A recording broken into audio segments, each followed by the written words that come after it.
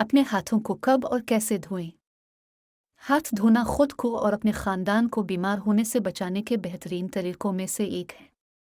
जानें कि सेहतमंद रहने के लिए आपको कब और किस तरह अपने हाथों को धोना चाहिए। जरासीम कैसे फैलते हैं?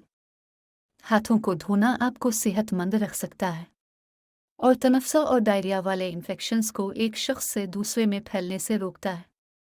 दूसरे लोगों या सतहों से जरासीम फैल सकते हैं जब आप बगैर धुले हाथों से अपनी आँखों, नाक या मुंह को छूते हैं। बगैर धुले हाथों से ग़िज़ा या मशरूबात तैयार करते या खाते पीते हैं। आलूदा सतह चीज़ों को छूते हैं। हाथ से अपनी नाक साफ करते हैं, इसमें खांसते या छींकते हैं और फिर दूसरे लोगों के हाथों आम चीज़ों को छूते हैं। हाथों को धोने के अहम औकात। आप अक्सर अपने हाथों को धोकर सेहतमंद रहने में अपनी और अपने अजीज़ों की मदद कर सकते हैं, ख़ास तौर पर इन अहम औकात के दौरान जब आपको जरासीम लगने और फैलने का ख़तरा हो।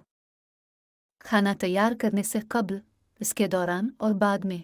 खाना खाने से क़ब्ल और बाद में। घर पर किसी ऐसे फ़र्द की देखभाल करने से क़ब्ल और बाद में जिसे क़ै या डायरिया की बीमारी हो। कटने या ज़ख्म का इलाज करने से क़ब्ल और बाद में। टॉयलेट इस्तेमाल करने के बाद। अपनी नाक साफ करने, खांसने या छींकने के बाद।